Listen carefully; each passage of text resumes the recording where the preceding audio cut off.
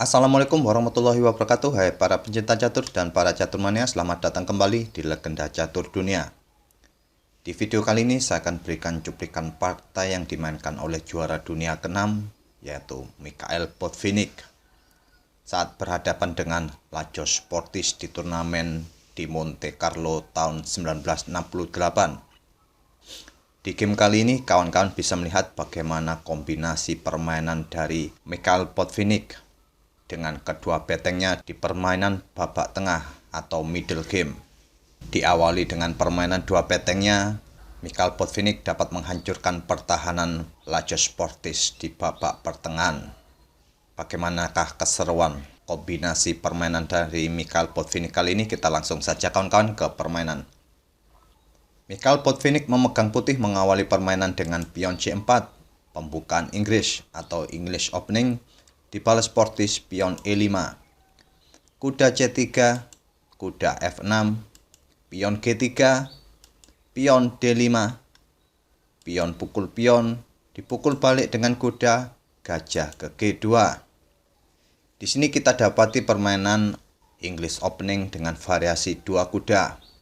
Dilanjutkan dengan Sportis gajah ke E6, kuda F3, kuda C6, Botvinnik rokade pendek, Sportis melanjutkan kuda ke B6, pion D3, gajah ke E7.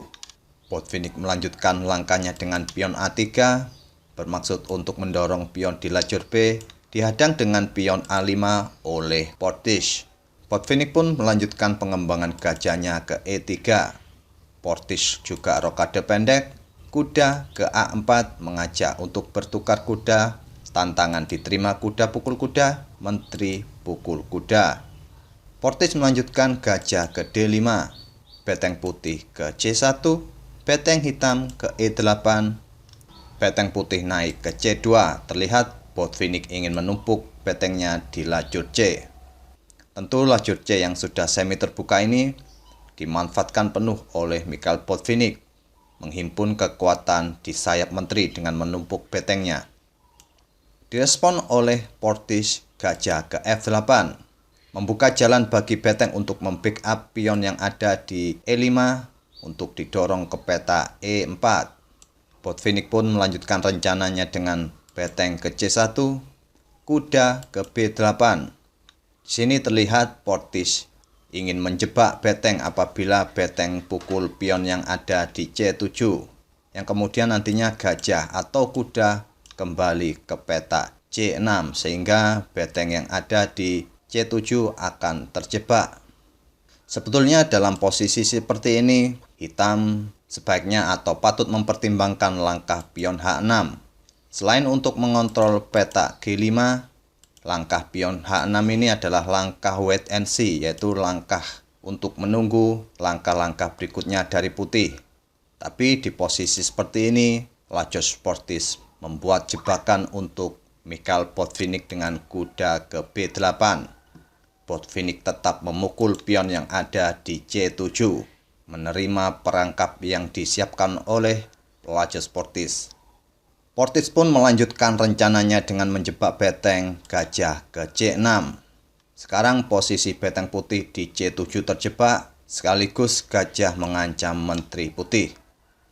Kira-kira langkah apa yang harus diperbuat oleh Mikhail Botvinnik kali ini kawan-kawan? Tentu sekelas Mikhail Botvinnik sudah merencanakan semua langkahnya, termasuk memukul pion yang ada di C7 ini. Kelanjutan langkah dari Mikhail Botvinnik selanjutnya adalah beteng pukul gajah. Mikhail Botvinnik melakukan pengorbanan pertukaran perwira, pion pukul beteng, dan kelanjutan rencana dari Mikhail Botvinnik adalah beteng pukul pion F7. Mikhail Botvinnik kembali mengorbankan betengnya. Tapi kali ini pengorbanan ditolak oleh Sportis memainkan pion H6. Coba kita lihat kawan-kawan, apabila raja menerima pengorbanan beteng, putih akan melangkahkan kudanya ke G5 skak.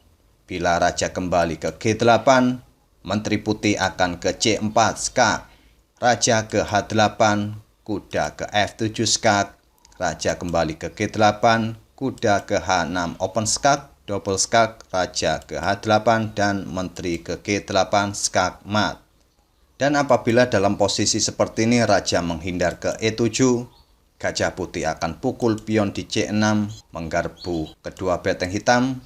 Apabila hitam melanjutkan kuda pukul gajah, menteri pukul kuda dan bersiap ke petak E6 untuk skak mat raja hitam. Apabila menteri hitam ke petak D7, gajah ke C5 skak, raja ke D8, menteri pukul beteng skak, raja ke C7, menteri pukul pion skak, raja ke C8, gajah putih bisa melanjutkan pukul gajah hitam, beteng pukul gajah, menteri ke A8 skak, raja ke C7, menteri pukul beteng.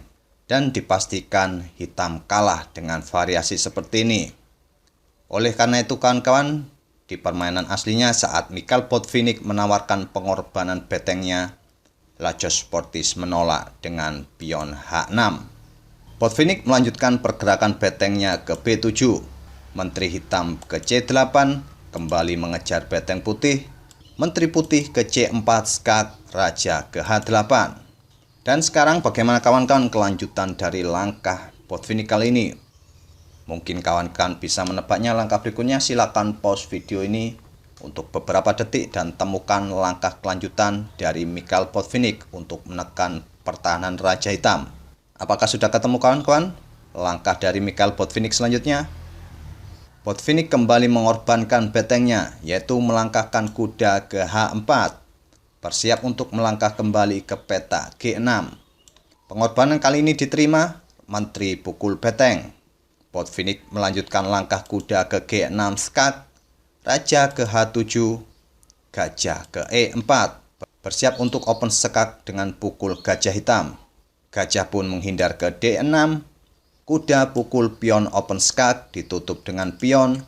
Gajah pukul pion skak, raja ke G7. Dan di langkah berikutnya ini adalah langkah pamungkas dari Mikhail Botvinnik yang memaksa Lajos Sportis menyerah. Sekali lagi kawan-kawan, coba tebak langkah pamungkas dari Mikhail Botvinnik kali ini. Langkah pamungkas itu adalah gajah pukul pion H6 skak. Di sini Lajos Sportis menyerah. Kenapa di posisi seperti ini Lajos Sportis menyerahkan kawan? Saya akan tunjukkan satu kombinasi yang mungkin terjadi.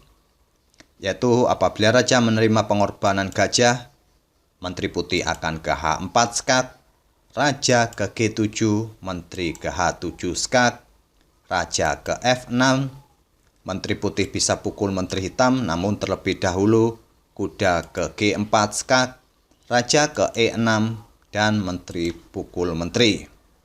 Sampai di sini tidak perlu saya lanjutkan lagi kemungkinan langkah hingga permainan usai. Sudah terlihat bahwa putih sudah menang dalam kombinasi seperti ini.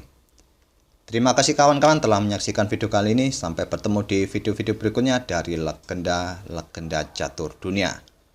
Wassalamualaikum warahmatullahi wabarakatuh.